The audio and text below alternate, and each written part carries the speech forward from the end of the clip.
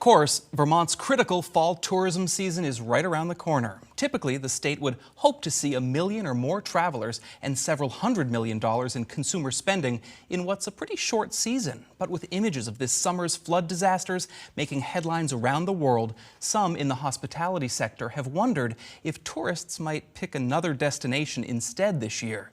So we connected with the Tourism and Marketing Department to talk about its new campaign, which tells visitors Vermont is very much open for business.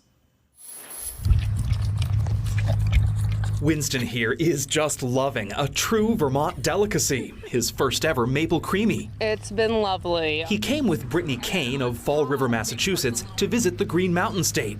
Brittany saw extensive news coverage this summer of Vermont's heartbreaking flooding, but tells us she's finding no shortage of activities on her trip, even with several communities like Montpelier very much in recovery mode. I would say nothing to keep us away from coming up here. Attitudes like hers are exactly what the Vermont Department of Tourism and Marketing wants to see a lot more of as the state enters the critical fall season. We know that folks, all over the country saw images of the flooding, and, we take it very seriously to make sure that people know that, yes, Vermont is very much open. Heather Pelham is the department's commissioner and redirected part of her budget starting around Labor Day to spend an extra $200,000 on billboards, digital displays, radio mentions, and more from New York City to Boston, letting people know there is plenty to do in Vermont post-floods. There are lots of places that weren't impacted at all. So really being able to tell folks that, yes, there's so many wonderful places in Vermont that are the same as they always were, and yet even those places that were hard hit,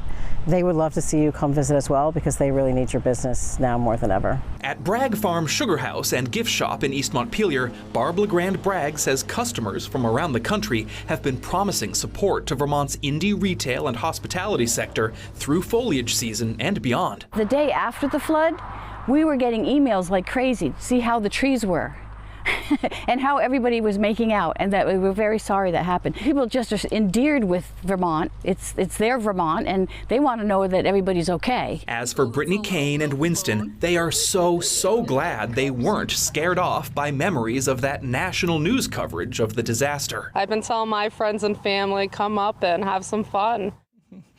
I've been telling my friends and family the same, by the way.